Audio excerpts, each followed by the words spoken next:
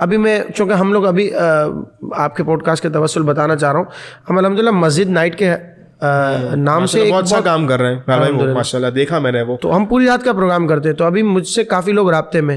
تو آج ہی کی بات ہے, ایک فون مجھے آیا کہ بھائی اگر مسجد نائٹ کے لیے ہم اپنے پلیٹ فارم کو چھوڑ کر دوسری جگہوں پر جاتے ہیں, تو ہمیں تو یہ تھا کہ چلو ہمارے ادارے کی ایک نوری اسلامک سرکل کے نام سے ہم نے کام شروع کیا ہے, تو ہم ہمارا ادارے کی پذیرائی ہوگی, اس کو تھوڑا سا انٹرو ملے گا, بوسٹ ملے گا.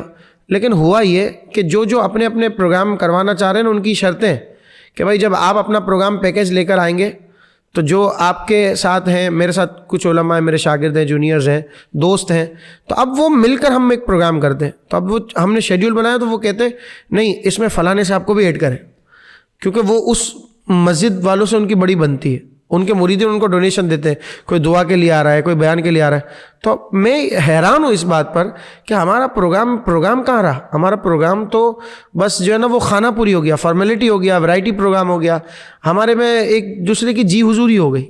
یہی چیز نعت خوانی میں بھی ہے, یہی چیز نعت خوانی سے باہر جو دوسرے معاملات ہیں, پوری آپ نے صحیح فرمایا ایک انڈسٹری بن گئی. تو نبیل بھائی یہ بات ہے کہ جب تک ہم اپنے آپ کو جو محفل کروانے والے ہیں وہ سیٹ نہیں کریں گے نا, تو بہت سی چیزیں چینج ہونے سے رہیں گی.